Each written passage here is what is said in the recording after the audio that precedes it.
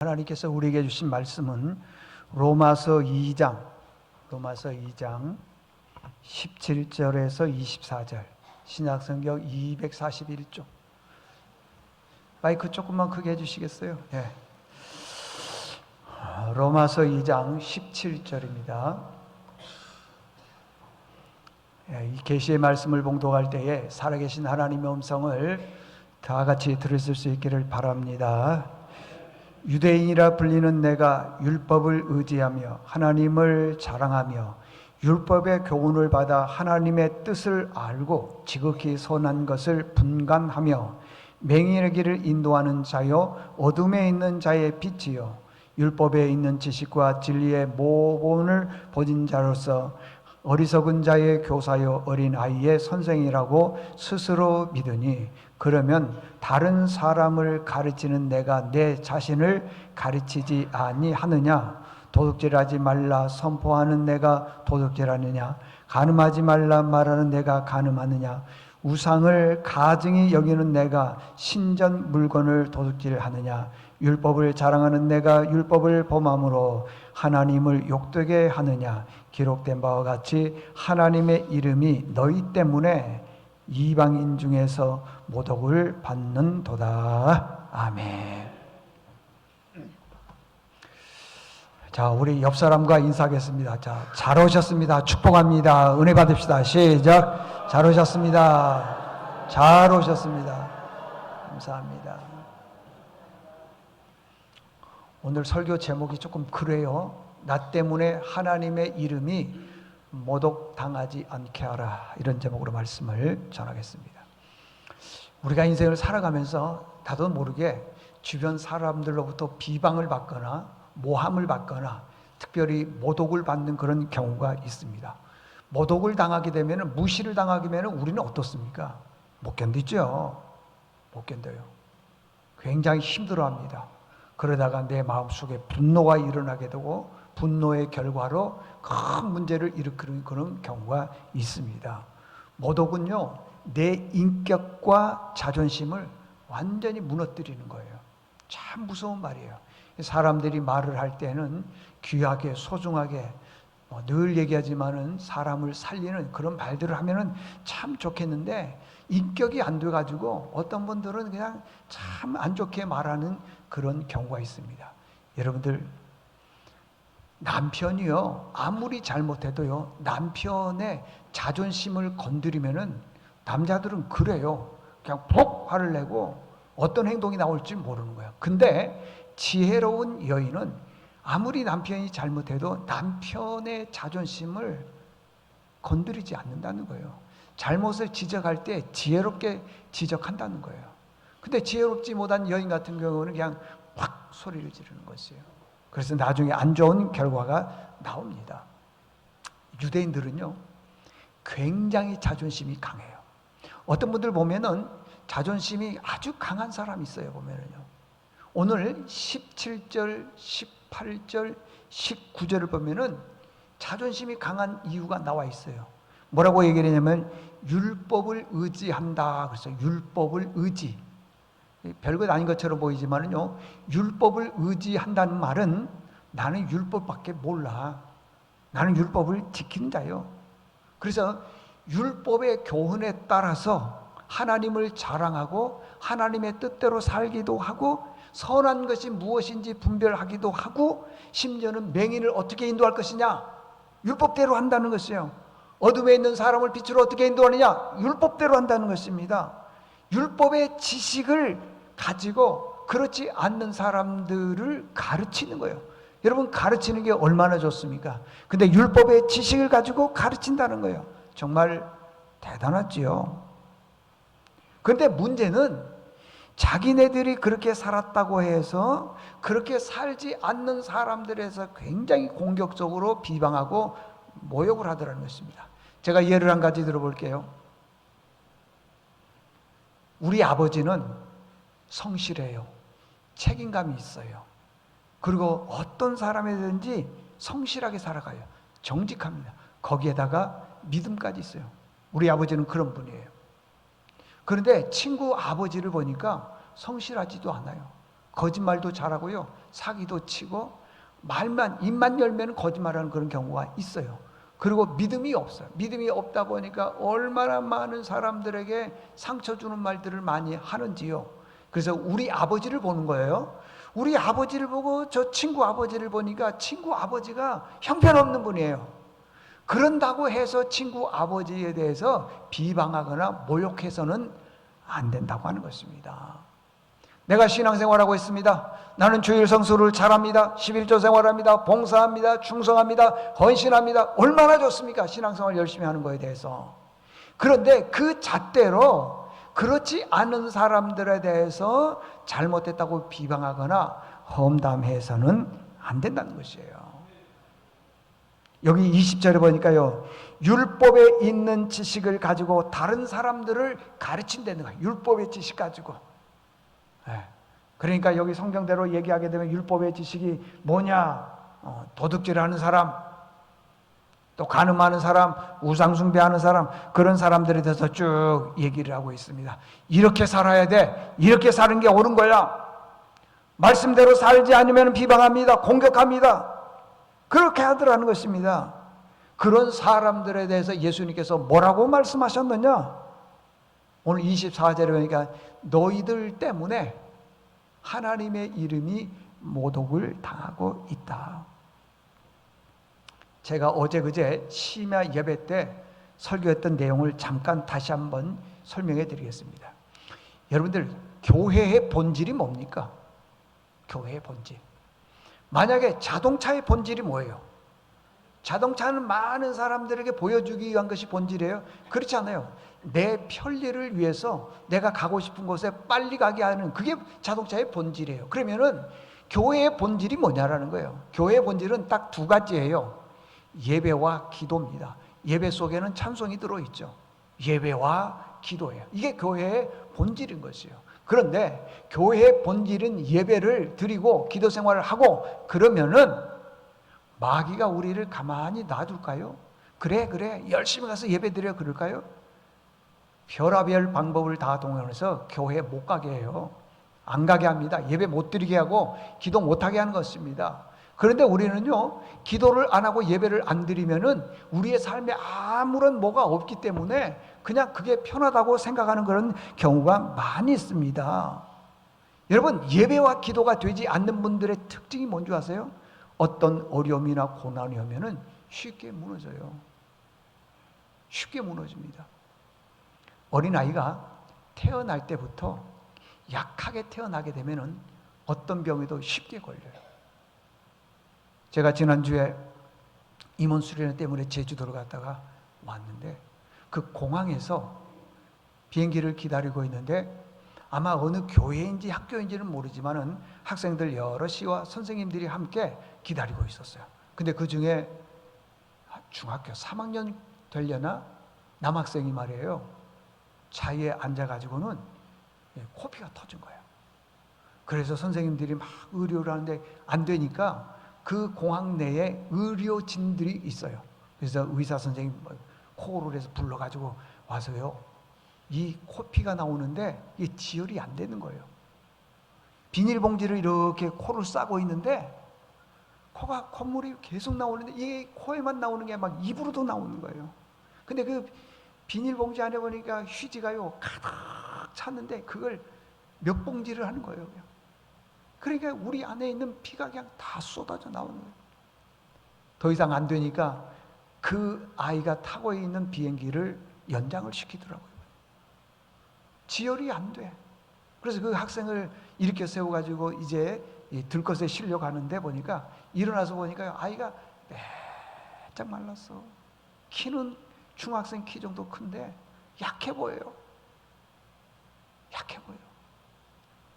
아이들도요, 약하면은요, 작은 질병에도 걸리기 쉽습니다. 근데 어떤 아이들은요, 건강한 체질이 있어요.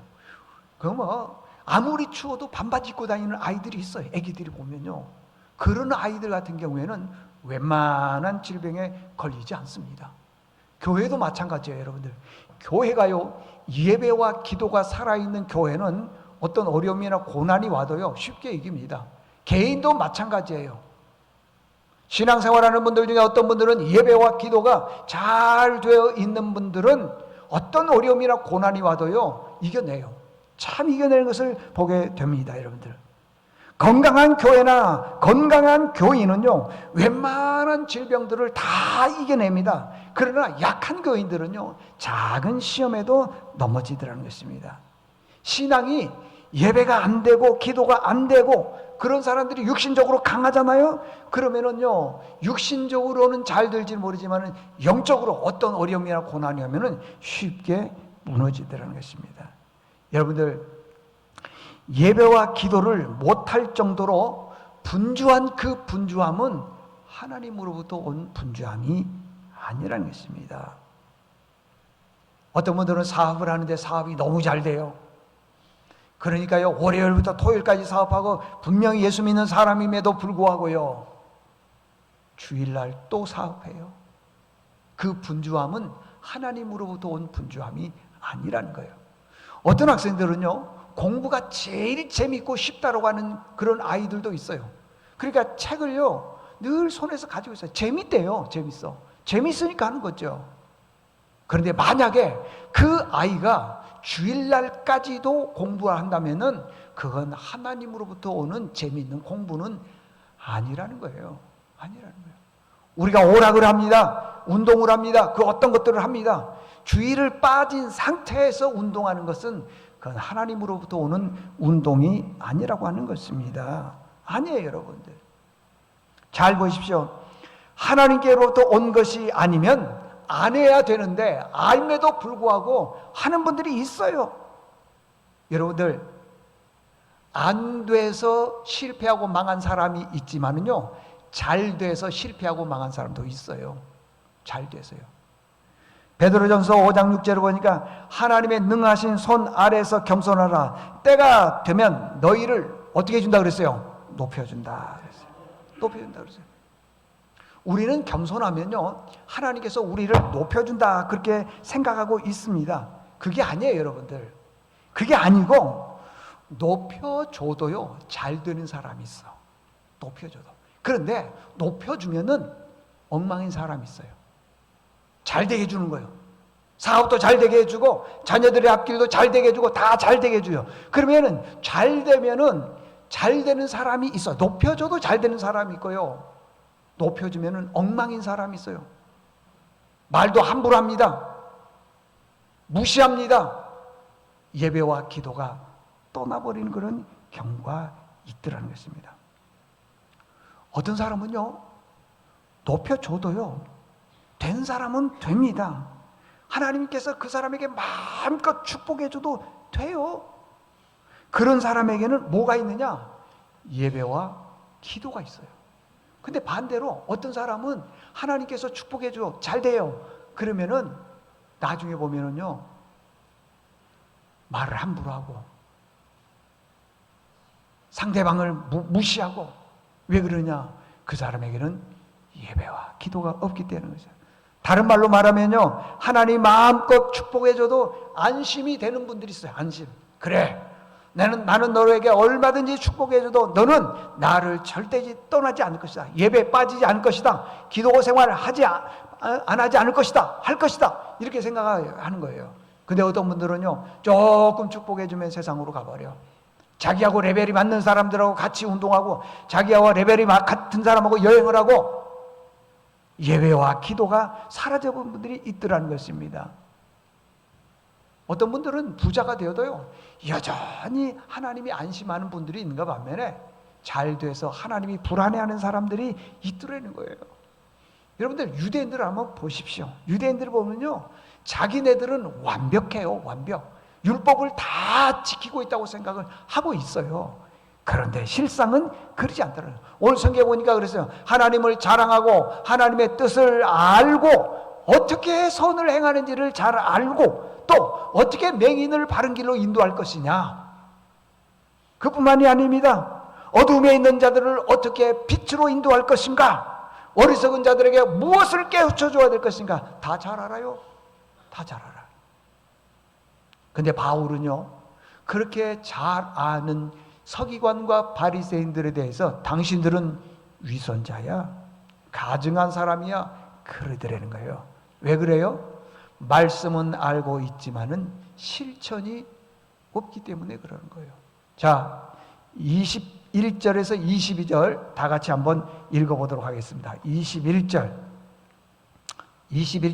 22절 시작. 그러면 다른 사람을 가르치는 내가 내 자신을 가르치지 아니하느냐? 도둑질하지 말라 선포하는 내가 도둑질하느냐? 간음하지 말라 말하는 내가 간음하느냐? 우상을 가증히 여기는 내가 선전물을 도둑질하느냐? 아멘. 보니까요, 다 알고 있어요. 하지 말아라, 하지 말아라, 하지 말아라. 그렇게 말하면서 자기네들은 그 일들을 다 하고 있더라는 것이에요. 마태복음 7장 21절에 보니까요, 나더러 주여 주여 하는 자마다 천국에 들어갈 것이 아니요 다만 하늘에 계신 내 아버지의 뭐라고요? 뜻대로. 그러면 아버지의 뜻이 뭐냐라는 거예요. 율법을 다 하는 게 아버지의 뜻이냐? 그게 아니고요, 율법이 있으면 그 율법대로 살아가는 사람, 그게 아버지의 뜻대로 하는 사람이라는 것입니다. 만약에 아버지의 뜻대로 살지를 아니하면 24절에 있는 말씀처럼 뭐라고 하느냐 그러면요, 당신들이 너희들이 하나님의 이름을 못 오가는 사람이다. 알아요. 압니다. 아는데 아는 대로 살지를 않더라는 것입니다. 그러면 하나님의 이름이 모독을 당하지 않으려면 우리는 어떻게 해야 될까요? 기본으로 돌아가야 되겠죠. 기본이 뭐냐? 교회의 기본은 예배와 기도라고 하는 것입니다. 기도. 그 지식의 저주라고 하는 책을 쓴 스탠퍼드의 칩 하스 목사님이 있어요. 옛날에 한번 제가 소개한 적이 있었을 거예요, 아마. 이분이 최초로 지식의 저주라는 단어를 쓴 거예요. 그 지식의 저주가 뭐냐 그러면 많이 아는 게 저주래요. 지식. 많이 아는 게 저주라는 거예요. 한번 들어보세요. 그러면서 이 칩 하스 교수가 우리나라의 한 젊은이를 예를 들었어요. 여러분, 우리가 핸드폰에 보면 카톡 하잖아요.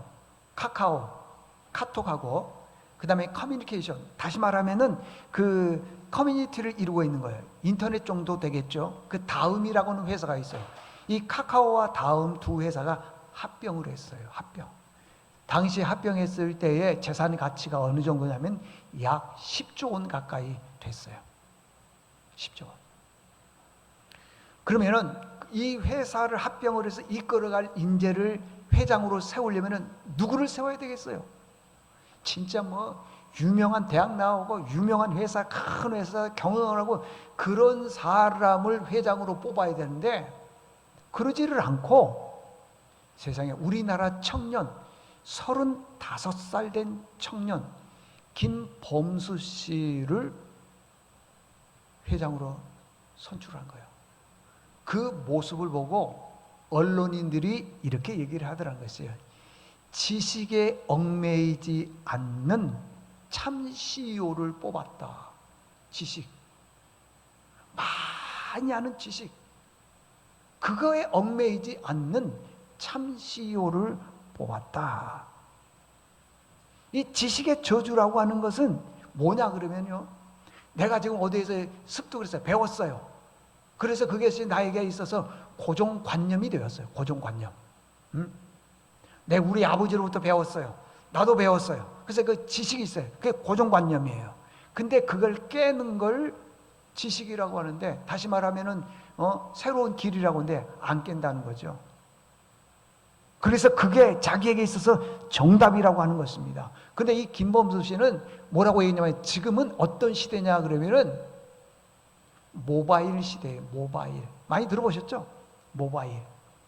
모바일의 뜻이 뭐냐 그러면요, 변하다, 이동하다, 그런 뜻이죠. 변하는 거예요. 늘 변하는 거예요.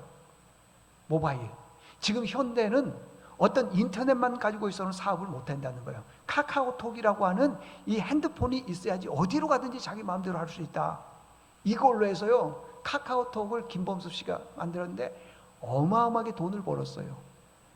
두 회사가 합병을 했을 때 10조 원이 안 됐는데 이 사람이 번 돈이 10조 원이 넘어요. 10조 원이. 놀라지도 않고 어떻게 된 거예요? 10조 원이 넘어. 그런데 이분이요, 나는 내 재산에 번 돈의 절반 5조 원을 내가 사회에 환원하겠다, 그런 거예요. 5조 원 할 수 있을 것 같아요? 저도 한번 그걸 경험한 적이 있는데요, 참 너무 부끄럽고 죄송하지만은 길을 걸어가고 있는데 어떤 사람이 깡통을 놓고 도와주세요. 1,000원만 내면은 나는 그분으로부터 절을 받을 수, 인사를 받을 수 있어요. 내 마음이 기쁠 수 있어요. 근데 1,000원을 못 넣었어. 남 도와주는 거 1,000원도 안 돼. 여러분들 못해. 여러분들 할 것처럼 보이지만 우리가 신앙생활을 하지만은 못해.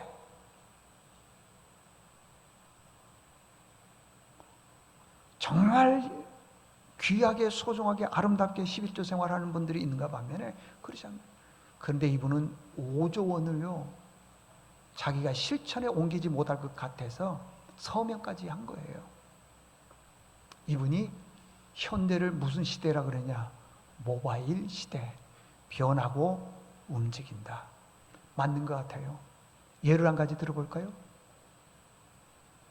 누군가가 우리 교회에 왔어요. 우리 교회에 와서 이렇게 딱 보니까 자기 고정관념이 있습니다. 지식이 있어요. 고정관념이 있어요. 교회는 이런 곳이야 하는 거예요. 그런데 내 마음에 들었어. 괜찮았어. 그러면 등록하고 다니는 거예요. 그러다가 내가 보지 못한 다른 문제가 있어요. 뭐 하여간 교인들이 거칠거나 말이 이 교회는 사랑이 없거나 뭐 어쩌거나 그래봐요. 그러면요 교회 안 나와요. 다른 교회 가요. 또 그 교회 다니다가 또 다른 교회 가고. 왜? 지금은 무슨 시대라고요? 모바일 시대. 이동하고 움직이는 거예요. 어떤 교회를 갔더니 구제를 잘해요. 아, 이 교회가 진짜 맞는 교회다. 그래요. 그래서 그 교회 그룹대처럼 몰려들었어요. 근데 그 교회도 뭐라고 얘기냐면 나중에는 그러면은 교회를 사자 해가지고는 뭐 상가 뭐 빌딩 여러 동을 샀어. 그랬더니 어떤 분은 이 교회 본질 흐려졌다. 교회 떠나는 거예요. 마찬가지예요. 교회뿐만인 줄 아세요? 직장이나 아는 친구들 다 지인들 잘 보세요, 여러분들. 조금 만나다가 내 마음에 안 들면은 늘 변하는 거예요. 바뀌는 거예요. 지금 시대가 무슨 시대냐? 모바일 시대라는 거예요. 자기의 정답을 찾아가는데 실질적으로 보면 정답이 아무도 없어. 자기만 정답이라고 하는 것입니다. 나만 옳은 거예요. 그래서 어느 곳에 뿌리를 내리지를 않아요. 뿌리 내리는 것 자체를 싫어하는 거예요. 교회도 마찬가지입니다. 적은 교회는 괜찮지만은요, 큰 교회 같은 경우에는 등록하지 않는 무명 신자들이 많아요. 왜? 무명 신자들은 어디에 속해 있지 않기 때문에 편해. 예배만 드리면 끝이야. 누구 간섭받기도 싫어. 지금은 이제 신방이 많이 없어졌지만 옛날에 등록 신방 그러면 꼭 가잖아요. 그런 자체가 싫은 거예요. 봉사합시다. 싫은 거예요. 왜 그러느냐? 그 사람에게 있어서는 예배와 기도라고 하는 영적 무장이 되어 있지 않기 때문에 그렇더라고 하는 것입니다. 마태복음 23장 15절에 보게 되면요, 참 기가 막힌 말씀이 있어요. 화 있을진저 외식하는 서기관들과 바리새인들이여, 너희는 교인 한 사람을 얻기 위하여, 무슨 말인지 아세요? 교인 한 사람 얻기 위해서, 그 말은 많은 사람들을 어떤 방법으로든지 전도해서, 저희도 이제 10월에 이제 새생명 축제가 있는데 아마 여러분들 많이 괴롭힘 당할 거예요. 저한테 전도해야 된다, 전도해야 된다 계속 얘기할 거예요. 한 사람을 얻기 위하여, 한 사람을 얻기 위해서, 한 사람을 얻기 위하여 바다와 육지를 두루 다니다가 생기면 전도했어요. 바다와 육지를 다니면서 막 전도 열심히 했어요. 그런데 전도 대상자가 이제 생겨서 전도를 해서 교회에다가 등록을 시켰어요. 그런데 문제는 뭐냐? 바다와 육지를 두루 다니는 자가 생기면 너희보다 배나 더 지옥 자식이 되게 하는도다. 이게 무슨 뜻이냐 그러면은 전도에 왔습니다. 신앙생활 하는데 그 처음 교회에 온 사람이 교회 안 다녀. 상처를 받았어. 누구 때문이야? 전도한 나 때문이라는 거예요. 보세요. 그러잖아요, 여러분들. 생기면 그 말은 전도하면 너희보다 배나 더 지옥 자식이 되게 한다. 누가 지옥 자식이 되게 만드냐 그러면은 전도한 내가. 행실과 말과 믿음이 그 사람들에게 전혀 본이 되지 않는다는 거예요. 옛날에는 교회가 부흥했을 때는요, 정말 열심히 해서 교회가 부흥했어요. 근데 요즘에는 전도를 안 해. 왜 안 해? 못 하느냐 하면은 나 때문이에요. 복음이 변질돼서요? 아니에요, 여러분들. 왜? 내가 믿음에 대해서 확신이 없기 때문에, 그리고 본인이 안 되기 때문에 그런 일들이 일어나더라는 것입니다. 성경에 보니까 그랬죠. 로마서 1장에 보니까 하나님을 알되 하나님을 영화롭게도 하지 않냐고 감사하지도 않는다. 그러니까 믿음 생활이 온전하지 않더라는 거예요. 우리에게 한번 적용해 보십시오. 옛날에 신앙생활할 때는 그래도 나름대로 믿음이 있었습니다. 그런데 하나님이 축복해 주니까 점점 예배와 기도에서 떠나더라는 것입니다. 여러분, 예배와 기도가 떠나버리면은요, 마귀가요 우리에게 세상적인 방법으로 가르쳐 주는 거예요. 이미 우리는 교회는 나와 있지만은 마귀의 자식이라는 거예요. 안 되죠. 어떤 방법으로든 힘을 다해서 예배 자리에 나와서 말씀을 듣고 찬양을 통해서 우리의 영이 영적 건강이 회복돼야 된다는 거예요. 그런데 우리는 바쁘다는 핑계로 여러 가지 이유로, 아니 생각해보세요. 월요일부터 토요일까지 자기를 위해서 살았으면 하루 정도는 하나님의 나라와 의를 위해서 살 필요 있지 않나요? 근데 우리는 그렇지 않다는 것입니다. 로마서 1장 16절에 보면은 내가 복음을 부끄러워하지 아니하느니 복음은 모든 믿는 자에게 구원을 주시는 하나님의 능력이라 그랬어요. 잘 보십시오. 복음을 옛날에는 부끄러워하지 않았어요. 왜? 복음에는 하나님이 우리에게 주신 구원의 능력이 있다는 거예요. 그래서 예수 믿는 게 기쁜 거예요. 자랑스러운 거예요. 근데 지금은 내가 살 만큼 살았으니까 복음이 부끄러운 거예요. 여러분 솔직히 말해서 교회 밖에 나가서 내가 예수 믿는 사람이라고 말한 적 있어요? 없잖아요, 여러분들. 그것은 다른 게 아니에요. 내 안에 구원의 확신이 없어. 보세요, 그러잖아요. 복음을 부끄러워하지 않는다는 거예요. 왜 그러냐? 복음에는 모든 믿는 자에게 나를 구원하는 능력이 있어요. 능력이 있어. 근데 지금은 그렇잖아요. 능력이 없는 거예요. 교회는 나왔지만은 능력이 없어요. 이 능력을 빨리 회복해야 돼요. 여러분 회복할 수 있기를 바랍니다. 응? 왜 복음을 부끄러워해야 됩니까? 왜 예수 믿는 게 그렇게 부끄럽습니까? 아니요. 예수 믿는 것만큼 자랑스러운 것이 없고요. 예수 믿는 것만큼 기쁜 일이 없습니다. 성경에 보니까 그러죠. 영혼이 잘됨 같이 범사가 잘 된다 그러잖아요, 여러분. 다시 우리는 예배 자리로 나와야 됩니다. 자, 결론입니다. 요즘 가정들을 보게 되면은요, 가정에 보면은 참 어려움이 많습니다. 병든 가정도 있고요.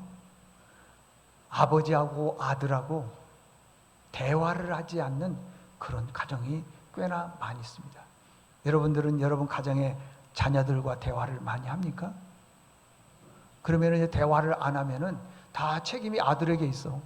저놈의 자식이 말이야 아버지한테 그렇지 않다니까 여러분들. 내가 그렇게 보여준 거예요. 몰라서 그러지. 옛날에 우리는 유교정신을 가지고 그냥 자녀를 윽박하고 그 다음에 복종하기를 바라고. 지금 시대는 모바일 시대라 그랬잖아요, 여러분들.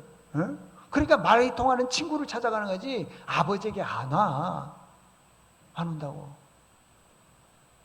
재산만 물려주면은 다 아버지 역할을 하는 겁니까? 그렇지 않아요. 이게 참 불행한 거예요. 불쌍한 거예요. 그 가정은 얼마나 재산을 많이 물려줬는지는 모르겠지만은 참 안타까운 일이에요, 여러분들.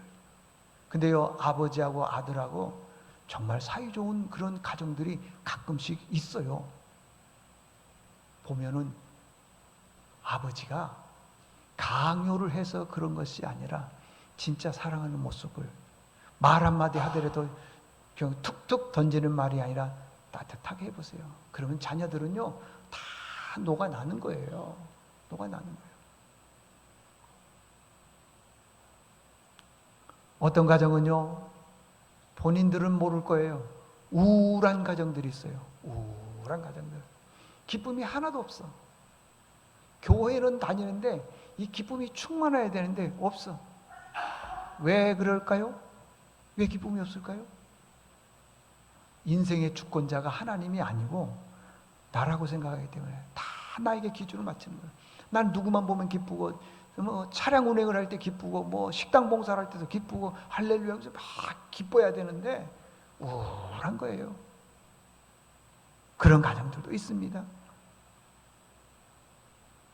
어떤 가정의 자녀들은요, 뭐 핸드폰이나 뭐 이런 여러 가지에 많이 좀 집착, 조금 심하면 중독되어 있는 그런 가정들도 있어요. 그런 것들을 회복하는 방법은 다른 거 없어. 예배와 기도밖에는 없습니다. 왜? 예배와 기도에는 하나님의 능력이 있기 때문에 그런 것이에요. 그래서 우리 가정을 되살리고 자녀를 살리고 우리의 삶을 살리는 방법은 예배, 기도밖에 없어요. 다시 한번 우리의 삶에 예배와 기도가 우선이 되어서 삶의 변화가 있는 큰 은혜가 있기를 바랍니다. 하나님 아버지 감사합니다. 오늘 로마서에 보니까 유대인들이 참 자존심이 강한 사람들입니다. 그들은 성경에 대해서 다 알고 있습니다. 그럼에도 불구하고 하나님 아버지, 그들은 말씀 속에서 가르치기만 하지 본인들은 그렇게 살지를 않는 것을 보게 됩니다. 그때 예수님께서 너희들 때문에 하나님의 이름이 모독을 당하고 있다라고 하는데, 이 말씀 들었사오니 말씀대로 실천하는 우리의 삶이 되게 도와주시옵소서. 예수님의 이름으로 기도드리옵나이다. 아멘.